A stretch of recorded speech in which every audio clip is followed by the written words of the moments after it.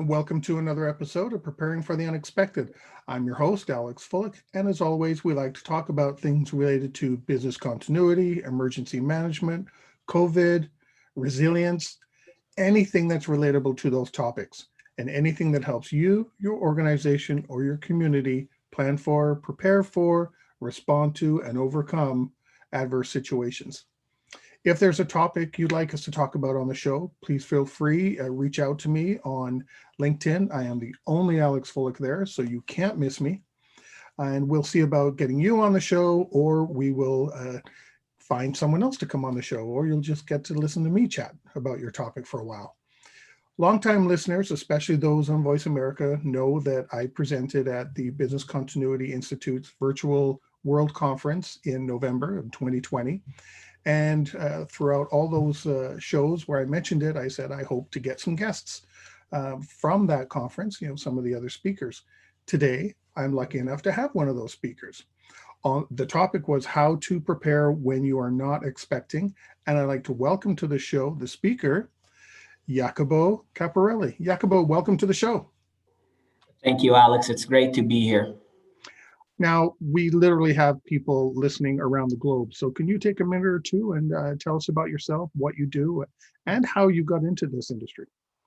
Sure.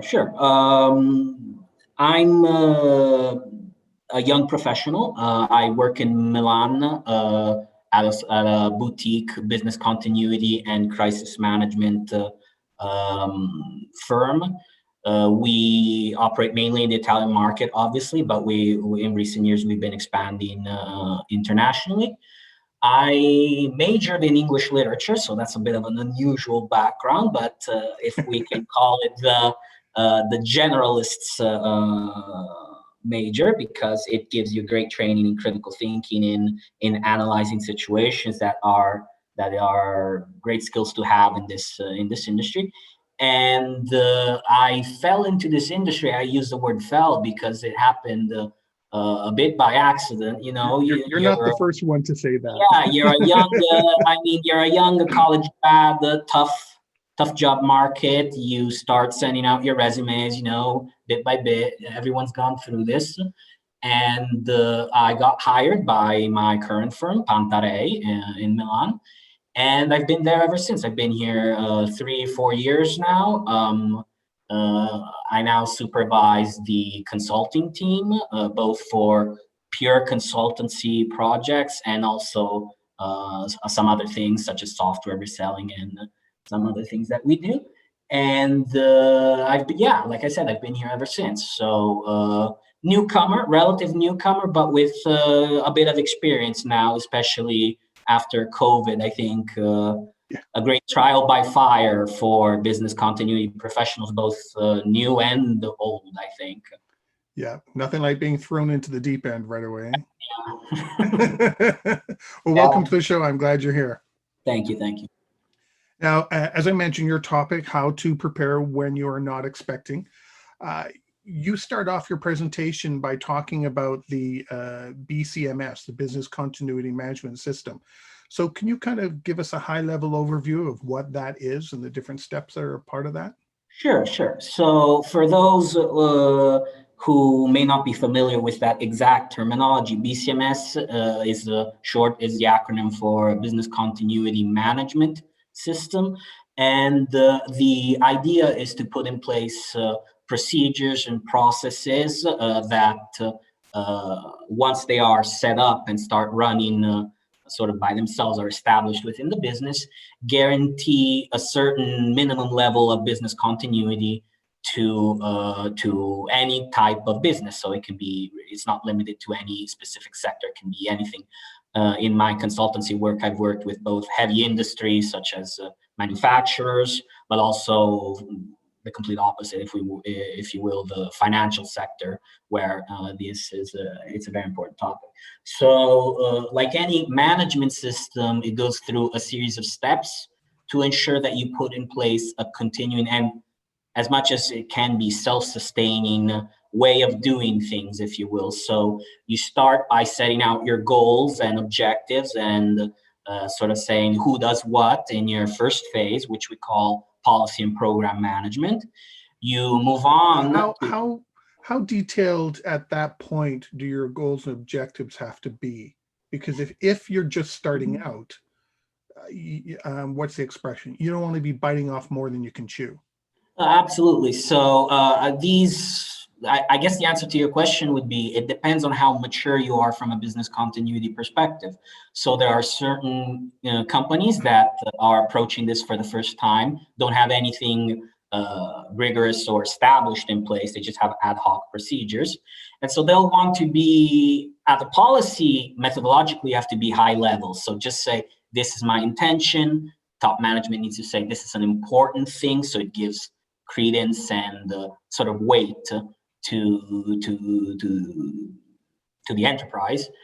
And then you want to, for sure, establish roles and responsibilities. So who is your business continuity manager and who does what? Now, the level of detail in this first phase will always be high level. Since top management is involved, you don't want to get into the nitty gritty. That's not top management's role. It's a strategic role, of course. But the specific details, how many business continuity managers you have, do you divide them by area, geographical, business area? All these things really depend on, do I want to get the entire organization covered at once? Do I want to start from a smaller scope and build on that in subsequent years? Because you have to remember that, as I said, it's a self-sustaining process. So I mentioned 6 steps, but then they start over. So you write your policy the first year, you establish a program, you go through it. Some things work, some things don't work. The next year, you do it again and you improve. Continuous improvement is a very important element of this whole process. So that's how I would answer that question. Okay. After policy and program managers, so you said what I want to do, who does what, when, time frame, as in any management process, you need to make sure that everyone is on board. So for those of you who are not familiar with the Business Continuity Institute, they have this very helpful, and I urge you, if you want to go and look at it online, because it's everywhere on the internet. You have the second phase is the embedding phase, and they have this very helpful graphic of a wheel that shows all the proceedings in the 6 steps, but the second phase, what they call the embedding phase, and different institutions use different terminology, but what it basically means is it's at the center of everything, and it has repercussions for all 6 phases, because what embedding is awareness building. It's the sort of soft skills work of getting everyone on board to realize what this program is, what its benefits are, and how useful and important. Exactly, how it helps them specifically, because everyone will be involved in some capacity in this program, and it's a critical program. So everyone needs to do their part, and so through this phase is concerned with basically awareness building and getting everyone on board on every level of the organization. Number 3, after that, is the first technical phase, if you were, the first real significant operational phase, which is the analysis phase. And that was a big part of my presentation, because in this analysis phase, you basically, if I have to put it in a few words, you develop a lay of the land. So we all have, at some level, even in big organizations, an idea of what my processes are, what I do, what my company does, what are the most important things I do, et cetera, et cetera.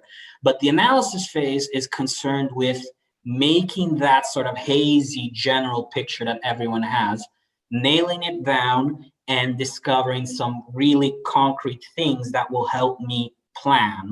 So it's not just, it's a lay of the land, but it's a lay of the land that highlights certain things. And the most important thing it highlights is your critical processes. The critical processes, for those not familiar with business continuity, and business continuity has a very specific term as professionals, a very specific meaning that professionals know, but many people confuse. Is critical means urgent, not necessarily important. So critical means that if a certain process or a certain activity stops working, even for a short amount of time, it generates significant impacts on my organization. So what I said in my presentation, to give an example, is the difference between writing your college thesis and paying your electric bill. So you're writing your thesis, suddenly the light goes out. Now, repairing the light bulb or paying your bill is not maybe as long-term important as writing your writing your undergrad thesis is. Of course, that's your education. It's very important. But in the moment, making sure that you have the lights on is much more critical than continuing to write your thesis. Than keeping writing your thesis. You have to fix the lights, otherwise you can't see and you can't write. You can't reach your long-term objective. So in that case, we would say that your light bulb is critical, while your thesis writing is important, but not necessarily as critical as writing your light bulb. So that's what you do in the analysis phase, and you do lots of other things, but that's the main.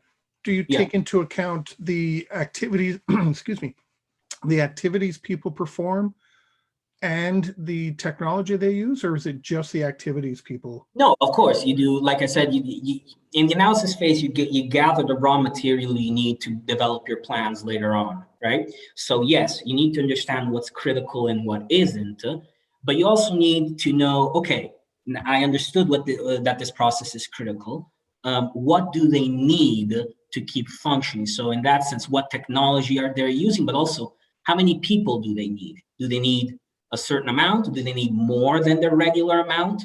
When do they need them? So if I need at least 10 people manning the phone banks, I need to know that, because if we're dealing in a situation where I have scarce resources, they may have all the technology running, the phone lines may work, the software may work, but if they don't have enough people, I may still have some impacts that I could have avoided if I asked them, hey, what's the minimum amount you can do with in an emergency? Or they may say, in a crisis, we get so much more work than normal. We usually work with 10 people, but in a crisis, in a situation where business continuity is involved, we need 15, 20. So these are the kinds of things you ask for, you look for in your analysis.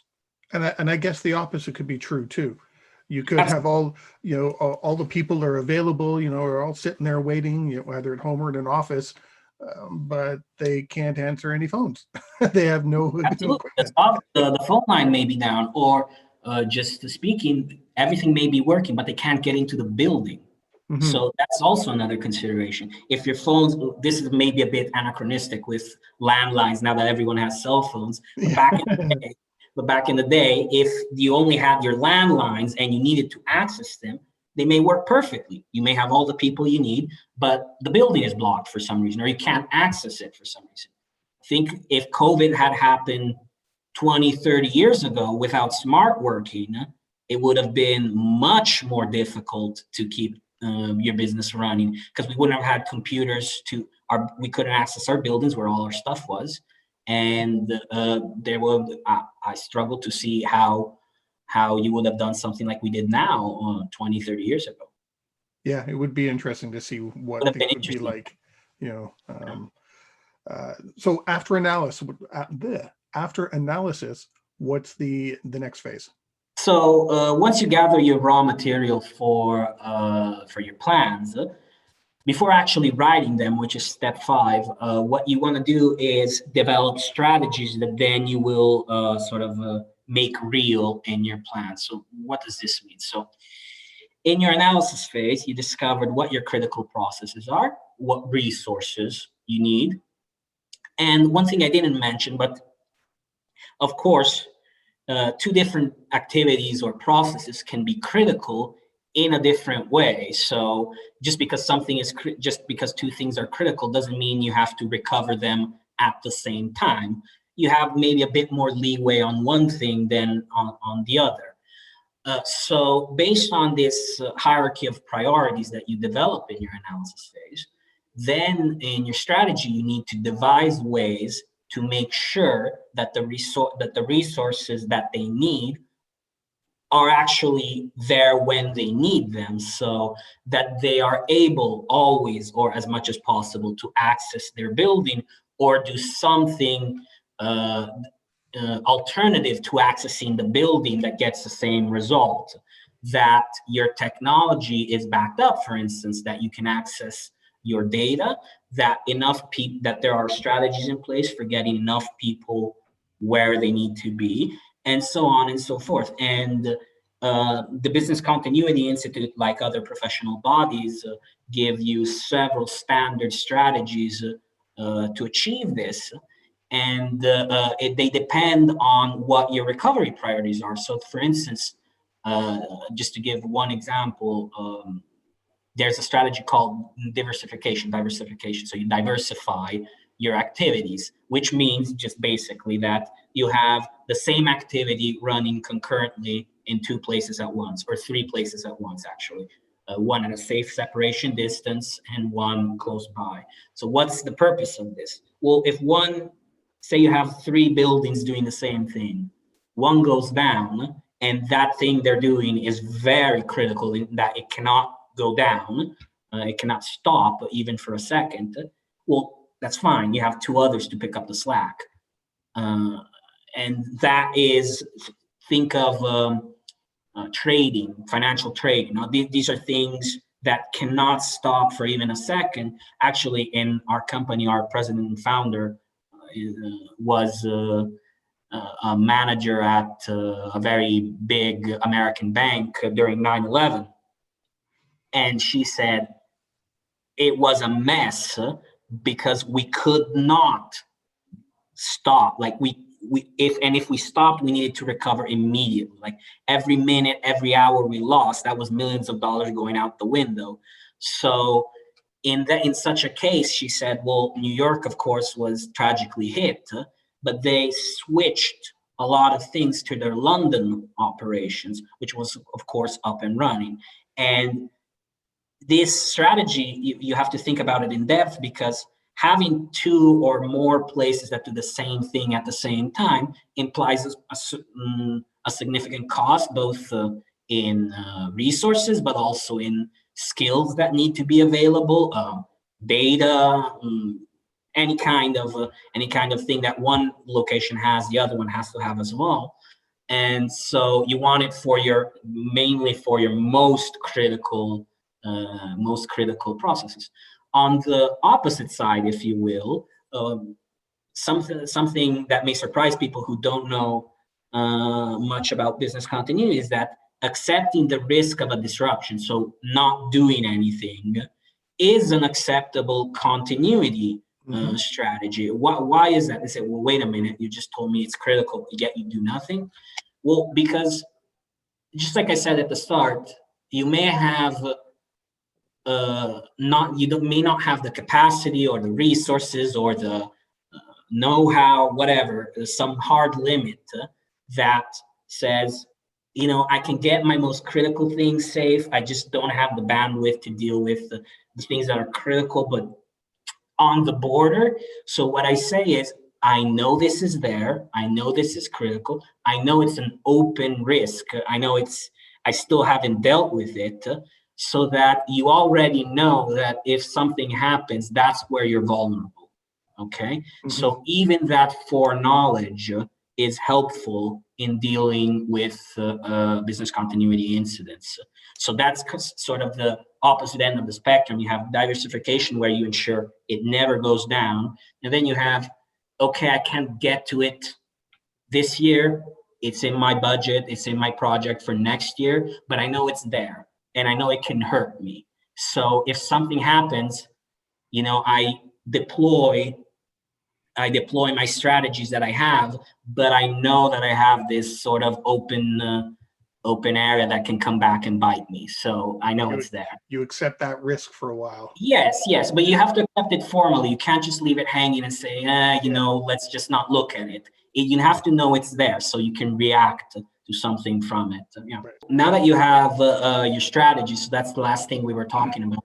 You have your strategies ready. Now you have to actually put them in place. You have to write the plan, the manual of sorts that will actually help you when something happens, when there's an incident, to deploy the strategies that you devised earlier. So this is what we call the implementation phase. It's the second to last step of our business continuity management system. And this is these are your plans. Okay, just simply put, these are your plans. How detailed do they have to be? Well, Because there's a lot of talk right now going back and forth. We're seeing articles on LinkedIn. We're seeing it in some of the trade magazines that some people are arguing they don't want their plans super detailed because nobody reads them. And then others are saying it should just be a checklist. And then others are saying something else. So what are your thoughts on that? So there's been this debate also about the analysis phase, right? So before I said you gather all this data, but there's always a question of how much data do I gather? How detailed do I want to go in? And, there's good points on both sides. Certainly, you can always make things more efficient or more easier to repeat, even for the uninitiated. That's also a big topic. I don't, as a consultant, maybe it's great that they keep calling you because they don't understand how to do a BIA. Of course, it's our business. But what we do here is we always try to say, well, wait a minute, it's not really an added value if you have to keep calling me. So we always prefer to transfer our knowledge and our skills. And the only way to do that is to present something that is efficient and easy to use while still respecting, of course, methodological rigor. And when you talk about how much detail is too much detail or enough detail, I always think about it like this. When do you want to save time? When you're doing sort of the bureaucratic day-by-day business of business continuity, or when you actually have an incident ongoing? And if you ask yourself this question, you'll come to the answer that for the analysis phase, I want as much information as I can gather that for business continuity purposes, right? But for your implementation, for your plans, you need, since these are practical documents, I can't stress this enough. Sometimes there's the perception that business continuity is just sort of a compliance issue. You just do it because you got to do it. And in a sense, it's true because let's face it, managers will face a serious crisis not that often in their careers, So COVID, of course, is an exceptional case, but it's not an everyday occurrence, hopefully, that you have a business continuity issue. But when it happens, you need those plans and you need to be able to use them. And that's your other guiding principle. These are practical documents that you need to use. Analysis phase, gather all the information you want so that you can develop adequate strategies. But with your plans, you need just the strict essentials and you need it to be easy to use. So, and business continuity can be applied at a strategic level, it's called crisis management. At an operational level, that's called disaster recovery.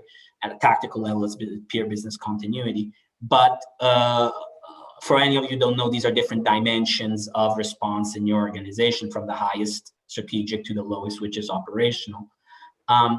So in your plans, they have to be easy to use, concise, and to the point. That would be my answer, because you need them. You don't want to sift through 100 pages when you're on the clock. You're staring down the barrel of the gun, so to speak. I was in a course earlier. Well, I can't say earlier this year. Earlier last year, I guess. And somebody in our group said they had when they took over their new role, there were binders, up to 700 pages long, that were considered continuity plans, and there wasn't a single person who had time to read those. Well, that's your answer right there. If no one's reading them, no one's using them, what's their point? Like I said, it's not a compliance thing. I've had clients pass to ISO 22301, which is the main certification for business continuity, for those who don't know, audits with very simple but complete plans. You don't need the 700-page binder Mhm. to pass, to get your certification, to have effective business continuity. You just need a well-done plan. And that can be achieved with a fairly slimmed down version, of course, granted that the relevant information is there. Yeah. So after implementation, there's one more step, right? There's one more step, which is validation. And again, you think of this as a cycle, right? So once you get to the final step, you're not done. It starts over and over again this year, working on what you've done in the previous year. No? And validation just basically means I've gathered all this data, I've developed my strategies, I've written this plan. Let's see how it works. So you test. You test everything. You run crisis scenario simulations to test your organization's top shelf response. You run functional tests, which are basically, let's see if my plan actually works. So let's see if I can shut down New York and get London to pick up the slack, to reference my previous Doesn't that example. come with risk though? Because It does, it with does. You production have to. environment, you could have, well, actually using your example that you gave earlier about New York and Mhm. London, those are production environments. So there's got to be a lot of risk by testing, by shutting New York Of down. course. If all of a sudden there's a problem and nothing's coming up in London, and London, well, we're fine. What happened to New York? Well, we were Yeah, yeah, testing, and there's yeah. got to be risk with that. Yeah, you have to, when you plan these things, of course, this is a management process like anything else. So you have to make sure it doesn't disrupt your business. So in my example, you don't shut down all of New York to see if London picks up the slack. You target it, you plan it, so that, okay, let's try to, let's see if I can have London pick up calls that come into New York. And maybe Mhm. you do it at sort of downtime when it's not height of business. So these are common sense measures that you can employ to ensure it doesn't impact your business, which is key. You don't want your tests to actually impact your business, otherwise you cause your own problems. Mhm. But you want to make sure at the same time that your tests are challenging. So we like to say a perfect test is a failed test, and that if you pass with 100%, you did nothing wrong. That's a failed test because that means you didn't actually challenge yourself. You didn't identify areas for improvement with the assumption that perfection doesn't exist. There will always be something you didn't think about. So if that didn't come up in your test, maybe you didn't challenge yourself enough. I'm so glad to hear you say that, because I've said that many times. If you don't find any gaps in your testing or exercising, whatever you're doing, then you really haven't, like you said, use your word, you haven't challenged yourself. Yeah, yeah, You know, absolutely. and I would prefer, and I've said it many times, I'd rather find all these gaps and errors, during a test than when a real situation comes along. Yeah, and listen, it comes back to the question before. When do you want to find those mistakes? When it's just a test, or when there are when your business is on the line? That I'd rather it be the first case. But Mhm. no, absolutely, I agree 100% with that. And it's actually normal and healthy. Like I said before, if you're just starting out, you'll probably find many things that you did, so to speak, wrongly. But that's okay because you improve on them next year. And this is a cycle, it keeps going. And the important thing is that you're aware of them, like we said before, you're aware of them, you know they're there, you know they come back to haunt you. And so hopefully when something happens, you already know what your strengths are and what your weaknesses are. Absolutely. Great. So let's move on now to continuity resources. Yeah. You talk about that in your presentation. So what do you mean by continuity resources? So as when we said before the analysis, when we talked about the analysis phase beforehand, I mentioned you need to gather all the data that you need to develop your strategies. And one element of this is your continuity resources, which we actually mentioned them earlier without giving them their proper name. It's if I had to say it in, it's the stuff you need. It's the stuff you need to keep going. Okay, so it's the people, the assets, physical and tech assets, the suppliers, and the technology that you need to keep going when an incident happens. And that's what you ask in we call it a BIA, a business impact analysis. That's what professionals call the process of gathering all this information. And so you go to a critical activity, because you ask these things for critical processes and activities, and you ask them, okay, so you can't work for a full day or whatever your methodology is there. What do you need once you come back? So it's the question we were asking ourselves before.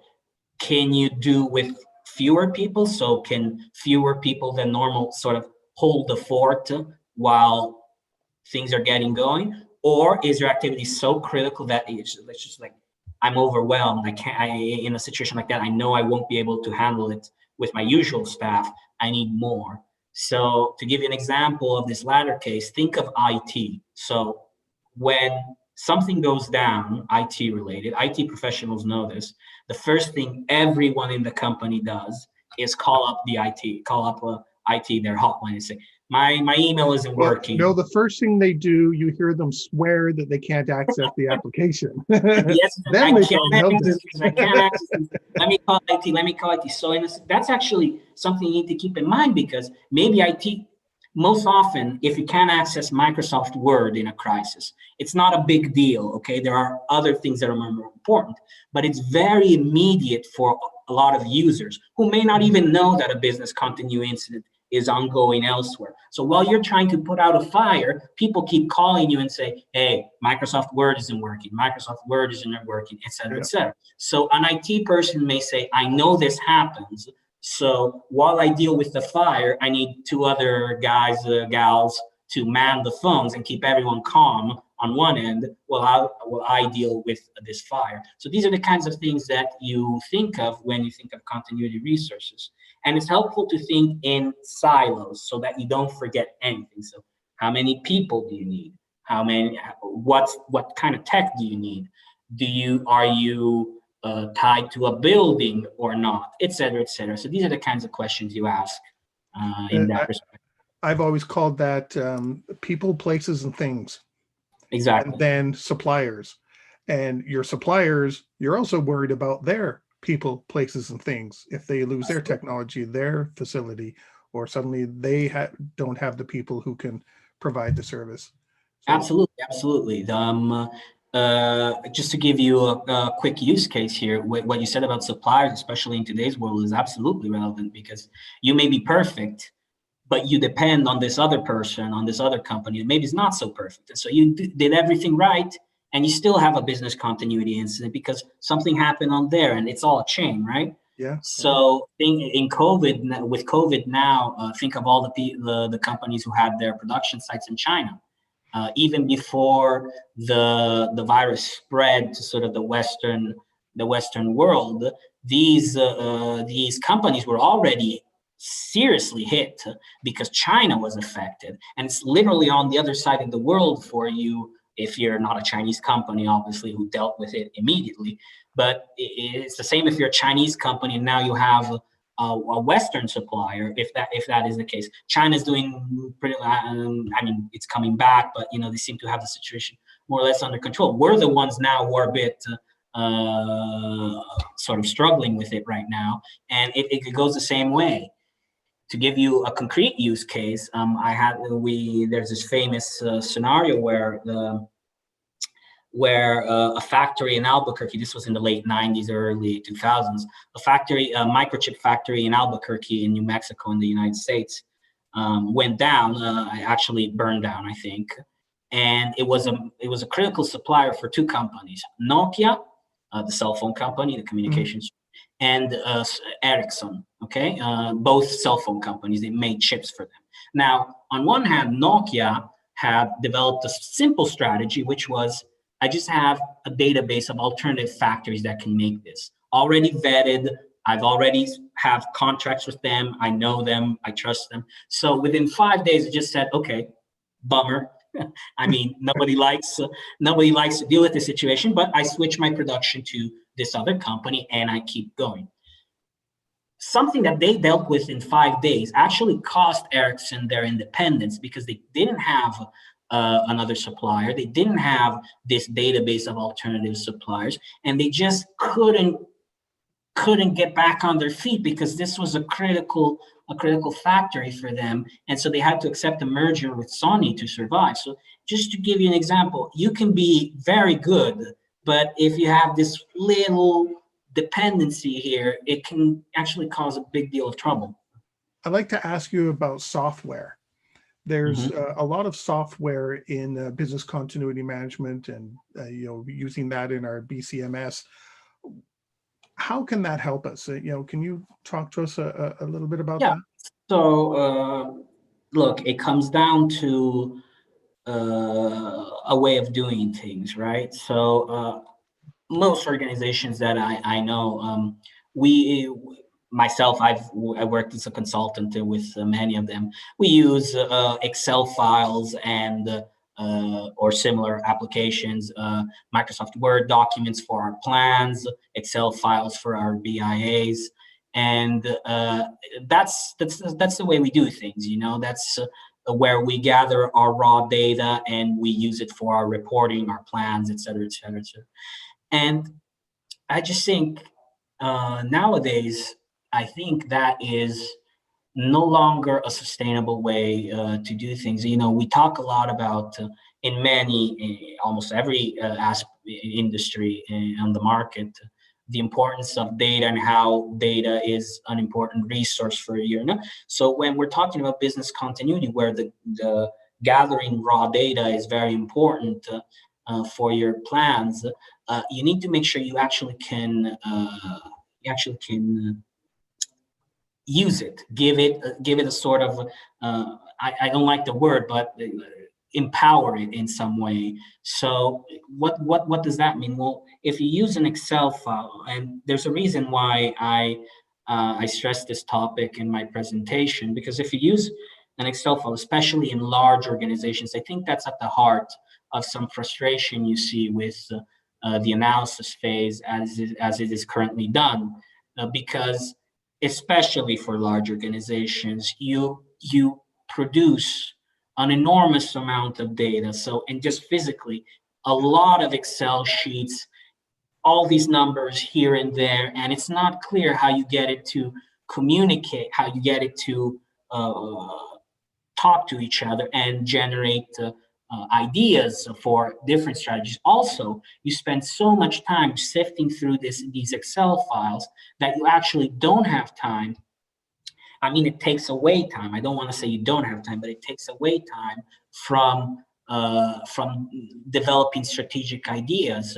So where software comes in is it takes this burden off and it empowers you to give more from a business continuity perspective to your organization. It simultaneously it lessens the operational burden of just plugging this data into Excel. And there's a computer is much smarter in certain ways than we can. It can do many things faster than we can. So if I need to aggregate data, anyone who's worked with 5 different Excel sheets know how time-consuming that may be. Been there. Exactly, we've all been there. With software, often it's just a click, and so I think that's an advantage, that it's just not sustainable to not explore anymore. And now you got me thinking. What about AI in either in software or as something separate? What are your thoughts on that? Well, that's going to be the new frontier, isn't it? Just smarter and smarter software that actually learns every time. You have these things with neural net. My brother is a physicist, and he does these things with neural nets and everything. It's amazing what they can do nowadays. That's going to be the new frontier, of course, smarter and smarter software. But it's just because, look, I had I had this client early COVID, and this is why I'm passionate about this topic, because there's even livelihoods and lives on the line for business continuity purposes. I mean, it can seem overly dramatic to say it, but if a company shuts down in a plant in Albuquerque, like I said before, that is often the livelihood of an entire community. So these are real issues. And I had this client, for instance, early days of COVID, no one knew what the heck was going on.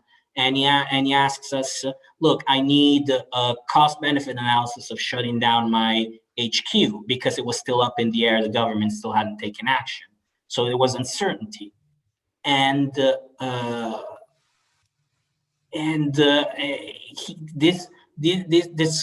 this client had all these Excel sheets, but had no software solution, had nothing. So it was a real struggle to pull everything together. And by the time you actually got to a result, the government had stepped in and said, oh, just shut down. But in the meantime, there was all this uncertainty, right? With many software solutions on the market, anyone will know, that is actually a relatively simple procedure because the information is already there. You just have to tell the software, okay, look at this, and it gives you a result. So the same thing could have been accomplished literally. He could have done it without even asking me. So in that case, it's just not, with the amount of data we have, the complexity of today's world, it's just not feasible to keep working in an analog way. We need to go digital. And in some ways, as an industry, we're a bit behind the times there. I still see the majority of my clients use Excel, use Word, which it has its place, but you have to innovate here because it's just not sustainable. I was just going to ask you about that, if you felt the industry was behind, because there are so many who use Excel and Word, and PowerPoint or whatever else, and I've been guilty of, multiple Excel spreadsheets, having to link them all up and try to get to some sort of a summary page with all this stuff. Exactly. It's just so time-consuming. No, okay. So keep in mind, this is the perspective of a newcomer. Of course, someone who's been in the industry far longer will have maybe a different view on this. But just as in my experience, it's not just in software that we're a bit behind. It's also in how companies see planning and this sort of worst case scenario mentality in general. No? It's the idea of it will never happen. Why are we doing this? That will never happen. That will never happen. It's the word everyone could absolutely. It's the worst obstacle you can meet, and you need to find new ways as an industry. We need to find new ways of bringing people on board to this way of thinking. Because then, of course, as I said, we've been saying, all my industry friends, we've been saying, now we're everybody's best friend, no? Because now suddenly business continuity is important, right? But for years you struggled to give the adequate support. And what I would say is, we need to try to find new ways of saying the same things. We all know business continuity is important.